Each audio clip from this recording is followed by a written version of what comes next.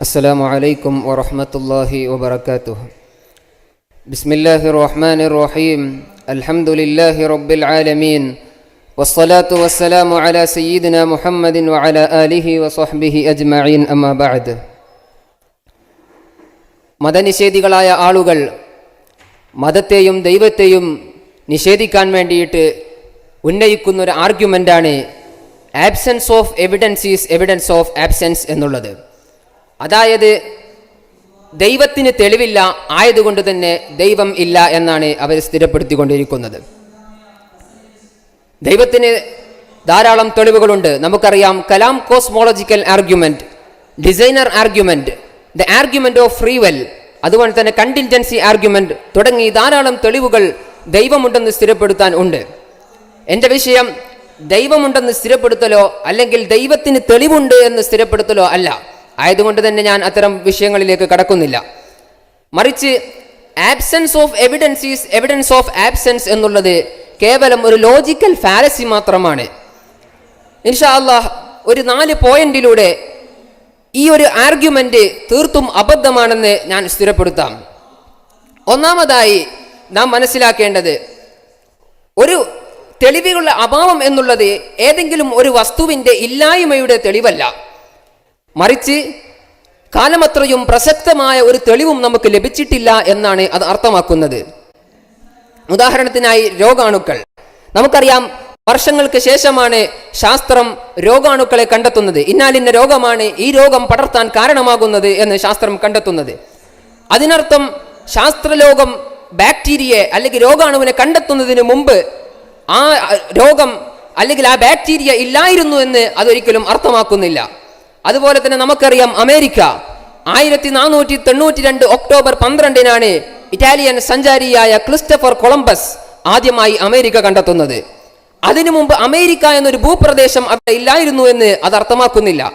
അതുപോലെ സാങ്കേതിക വളർച്ചയ്ക്ക് ശേഷം, ശാസ്ത്രം വളർന്നതിന് ശേഷമാണ് പെട്രോളിയം ഉൽപാദനം കണ്ടെത്തുന്നത്. അതിനു മുമ്പ് പെട്രോൾ ഇല്ലായിരുന്നു എന്ന് നാം ആരും മനസ്സിലാക്കുന്നില്ല. രണ്ടാമതായി നാം മനസ്സിലാക്കേണ്ടത്, മനുഷ്യന്റെ അറിവ് എന്നും വികസിച്ചു കൊണ്ടിരിക്കുകയാണ്. ഇന്നലെ കണ്ടെത്താത്ത പലതും നാം ഇന്ന് കണ്ടെത്തുന്നുണ്ട്, ഇന്ന് കണ്ടെത്താത്ത പലതും നാം നാളെ കണ്ടെത്തുന്നുണ്ട്. അതിനർത്ഥം ഇന്ന് കണ്ടെത്തിയ വസ്തു ഇന്നലെ ഇല്ല എന്ന് അത് അർത്ഥമാക്കുന്നില്ല. അതുപോലെ തന്നെ നാളെ കണ്ടെത്തുന്ന വസ്തു ഇന്ന് ഇല്ല എന്ന് അത് അർത്ഥമാക്കുന്നില്ല. ചുരുക്കത്തിൽ മനുഷ്യന്റെ അറിവ് എന്നും വികസിച്ചു കൊണ്ടിരിക്കുകയാണ്. നമുക്കറിയാം, എക്സോ പ്ലാനറ്റുകൾ, സൗരയൂഥത്തിന് പുറത്തുള്ള ഈ എക്സോ പ്ലാനറ്റുകൾ ആദ്യകാലങ്ങളിൽ കേവലം സങ്കല്പങ്ങൾ മാത്രമായിരുന്നു. പിന്നീട് 1995 ആദ്യത്തെ എക്സോ പ്ലാനറ്റ് കണ്ടെത്തുന്നത്.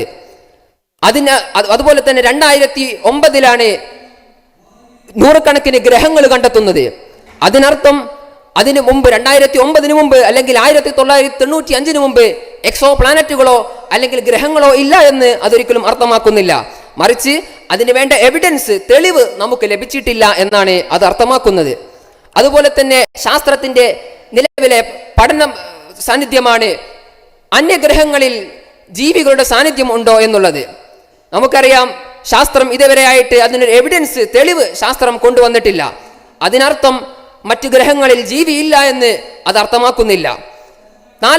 മൂന്നാമതായി നാം മനസ്സിലാക്കേണ്ടത്, മറഞ്ഞിരിക്കുന്ന പല കാര്യങ്ങളിലും നാം വിശ്വസിക്കുന്നുണ്ട്. നമുക്കറിയാം, ഈ പ്രപഞ്ചത്തിന്റെ ഭൂരിഭാഗവും ഉണ്ടായത് ഡാർക്ക് മാറ്ററിലൂടെയും അതുപോലെ തന്നെ ഡാർക്ക് എനർജിയിലൂടെയുമാണ്. ഈ ഡാർക്ക് മാറ്ററും ഡാർക്ക് എനർജിയും നാം നിരീക്ഷിക്കുകയോ ഒബ്സർവ് ചെയ്യുകയോ ചെയ്തിട്ടില്ല. അതെങ്ങനെയാണ് നാം മനസ്സിലാക്കുന്നത്? ഗ്രാവിറ്റേഷണൽ ഫോഴ്സ് മൂലം അനുമാനിക്കുകയാണ് നാം ഈ 2 കാര്യങ്ങളും. പക്ഷേ അത് ഇല്ല എന്ന് നാം ആരും വിശ്വസിക്കുകയും മനസ്സിലാക്കുകയും ചെയ്യുന്നില്ല. അത് ഉണ്ട്, അത് കാരണമായിട്ടാണ് ഈ പ്രപഞ്ചത്തിന്റെ ഭൂരിഭാഗവും ഉണ്ടായത് എന്നാണ് നാം വിശ്വസിക്കുന്നത്. നാലാമതായി നാം മനസ്സിലാക്കേണ്ടത്, proving of non existence is very risky. അതായത് ഒരു വസ്തു ഇല്ല എന്ന് സ്ഥിരപ്പെടുത്തൽ വളരെ പ്രയാസകരമായ കാര്യമാണ്. കാരണം ഒരു വസ്തുവിന്റെ ഉണ്മക്ക് സാധ്യതയുള്ള, പോസിബിലിറ്റിയുള്ള എല്ലാ ചാൻസുകളും എടുത്തു പരിശോധിച്ച് പഠന വിധേയമാക്കിയതിന് ശേഷം മാത്രമാണ് ഒരു വസ്തു ഇല്ല എന്ന് നമുക്ക് സ്ഥിരപ്പെടുത്താൻ സാധിക്കുകയുള്ളൂ. ഞാൻ നേരത്തെ ഉണർത്തിയതുപോലെ ഗ്രഹങ്ങളിൽ ജീവനുണ്ടോ എന്ന് നാം എങ്ങനെയാണ് മനസ്സിലാക്കേണ്ടത്? അതിനെക്കുറിച്ച് പഠിച്ച് മനസ്സിലാക്കി എല്ലാ സാധ്യതകളും ഇല്ല എന്ന് ഉറപ്പുവരുത്തിയാൽ മാത്രമാണ് അന്യഗ്രഹങ്ങളിൽ ജീവിയില്ല എന്ന് നമുക്ക് ഉറപ്പുവരുത്തി പറയാൻ സാധിക്കുകയുള്ളൂ. അതിനു മുമ്പ് നമുക്ക് തീർച്ചപ്പെടുത്തി പറയാൻ സാധിക്കുകയില്ല. ചുരുക്കത്തിൽ absence of evidence is evidence of absence എന്നുള്ളത് മതനിഷേധികളായ ആളുകൾ ഈ മതത്തെയും അതുപോലെ തന്നെ ദൈവത്തെയും നിഷേധിക്കാൻ വേണ്ടി കൊണ്ടുവന്ന ഒരു ആർഗ്യുമെന്റ് ആണെന്ന് മാത്രം ഓർമ്മപ്പെടുത്തിക്കൊണ്ട്, അതൊരു കേവലം ലോജിക്കൽ ഫാലസി മാത്രമാണെന്ന് ഓർമ്മപ്പെടുത്തിക്കൊണ്ട് ഞാൻ എൻ്റെ വാക്കുകൾ ചുരുക്കുന്നു. ആഖിറു ദഅവാന അനിൽ ഹംദുലില്ലാഹി റബ്ബിൽ ആലമീൻ. അസ്സലാമു അലൈക്കും വറഹ്മത്തുള്ളാഹി വബറകാതുഹു.